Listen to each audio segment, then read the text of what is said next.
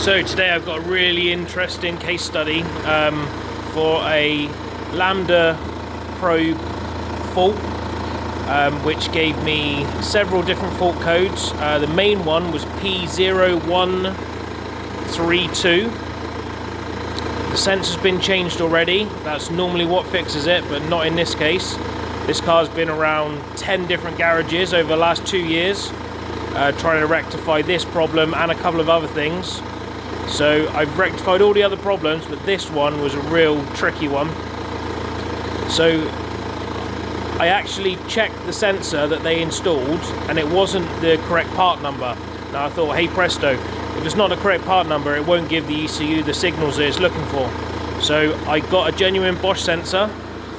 I replaced it. So here's a genuine Bosch sensor here, and here's the one that they had fitted. Although it is a genuine Bosch sensor, it didn't look like it was the exact part number that was on the ETCA drawings. So this one is 03G906262A. So I thought, okay, I'm going to go for it. I'm going to buy a genuine Bosch sensor. And this one, well, this one's just got the Bosch number on it, not the VAG or AUDI number on it. But anyway, this is the correct one for the vehicle. And then what's that one on there? Yeah, this one's 00281004042/013. So that's slightly different to that one, 004148. So anyway, I thought that would cure it. It didn't.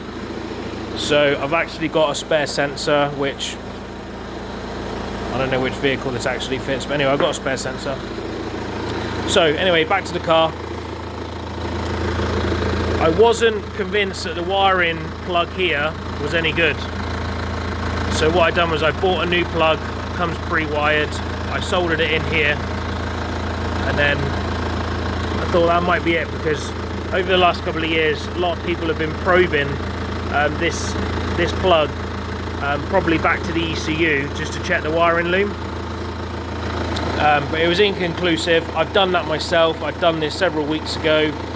It didn't make any difference. I wrapped the whole wiring loom back up again.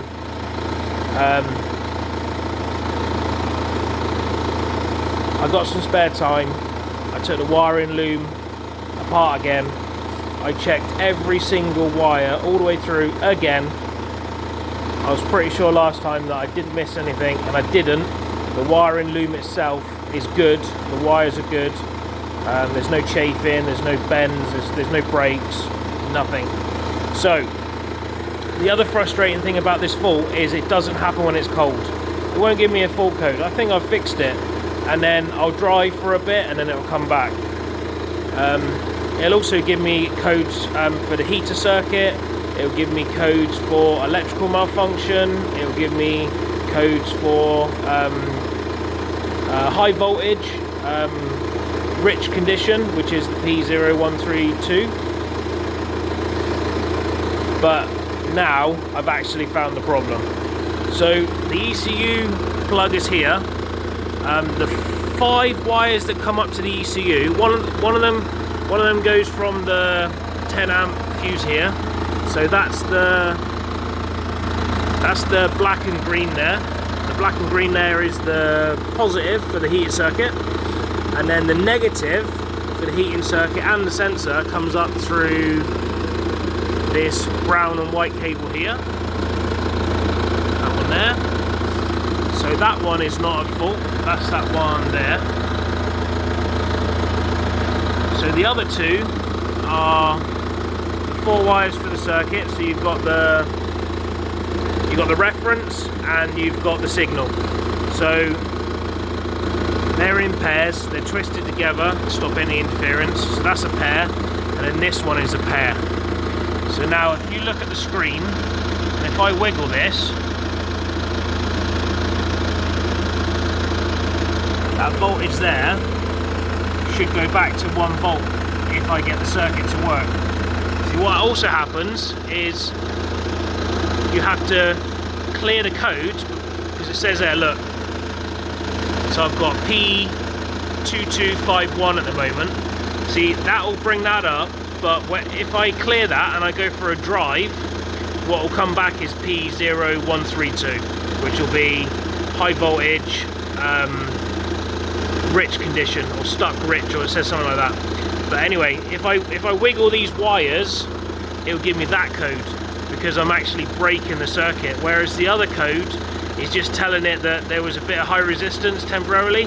That's because it's an intermittent fault, and it only really comes back when everything's warmed up and you get a little bit of vibration. So if I clear that now,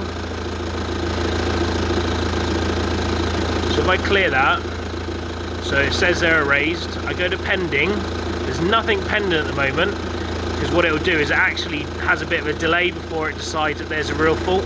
So it won't pop up immediately. But if I go back down to here, see I've still got no volts. So I try and wiggle this so I can get this signal back.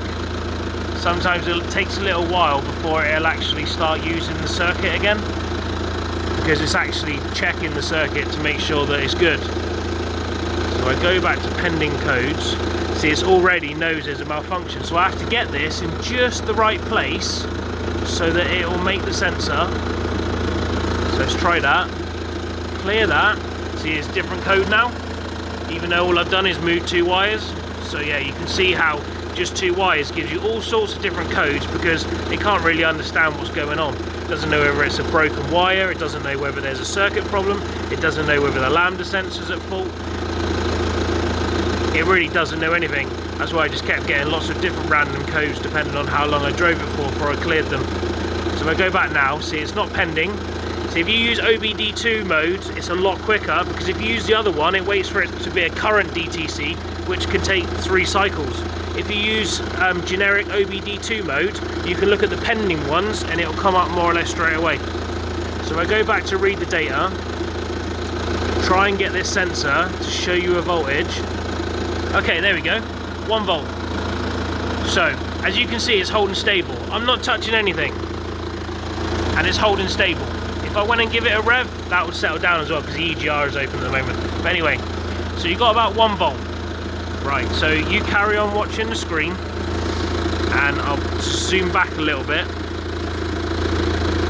So now you can see the voltage, and you can see my hand just about to grab this wire here. Let me flip you around, get a wider angle. Right, so you can see the voltage, 1 volt. You can see my hand on the wire. As soon as I lift it up, give it a little wiggle, it goes away. See that? And 0, and 1, and 0, 1. And I can make it do that just by wiggling it. And if I let it go, it stays solid. So there's something wrong with this. Something wrong with these 2 wires. One or both of them is not working properly. So it's inside here, obviously they're pinned. I expect the pin's either opened up or it's just a bad connection to the pin itself. So I'm going to have to investigate that. You see now it's gone off, and let's go back and see what code it produced. And now it says back to 2251, negative lead open circuit. So negative lead open circuit, so we go to the wiring diagram. So this is the Lambda probe here. So you've got 6 wires. So as I said to you before, there's the earth, that's the brown and white wire. And then this one here is the green and black. That's the one that comes straight from the fuse, which is fuse SB6, which is fuse number 6, which is the 10 amp that I just showed you earlier. And then the other 5 wires are, this is a pair, these 2, 1 and 5 are a pair. These 2 I wiggle, that nothing happens, it's good. These 2 are the ones that are questionable. So this one is violet and yellow, and this one is violet and blue. So one of these 2 or both of these is not working properly. As you can see, this is the Lambda sensor. That symbol there is the symbol for Lambda. So I think this here is also this symbol is for the reference voltage. So the actual sensor itself, the nursed cell. I believe this is the inline resistor that's built into it. That's supposed to stabilize the signal. If I'm getting any of this wrong, you can all just shout me down on the comments. Yeah, so G39, Lambda probe. So yeah, this problem has been cooking me for 6 weeks, on and off. I've got other cars on the go. I've got a Golf over there doing a timing chain on. That's a 1.4 TSI turbocharged, supercharged thing.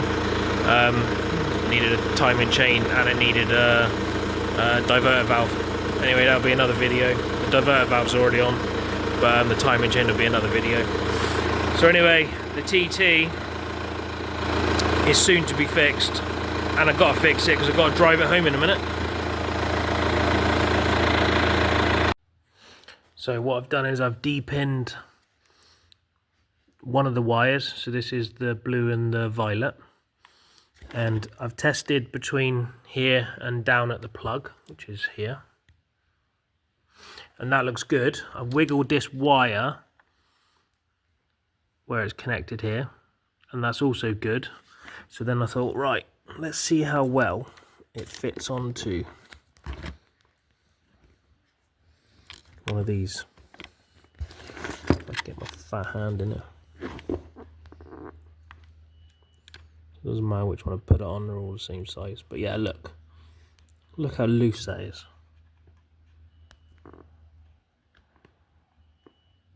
It's barely holding on. That should be like snug.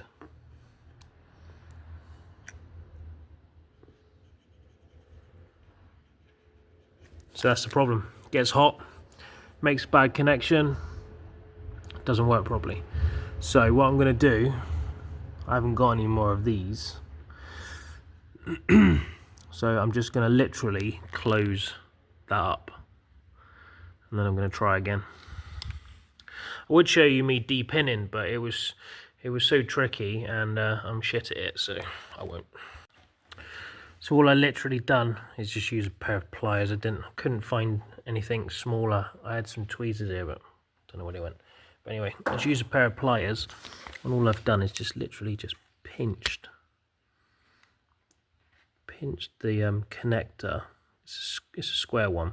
I just pinched it together gently at the front and at the back of it. I'll show you in a second, but if you look now, I can pull on that and it ain't coming off. So now if I pull a bit harder, you can hear it had some tension on it. So yeah, all I literally done was I pinched the end together, so you can see it's got like a little slot in it. So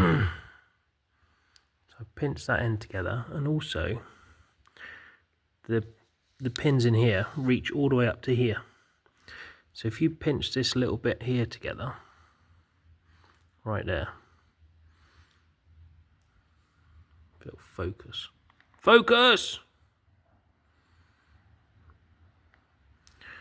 Oh, you piece of crap. Yeah, that piece right there that I'm pinching right there, if you squeeze that bit together as well, the pin goes, or the ECU is all the way up to there, and it holds it nice and tight.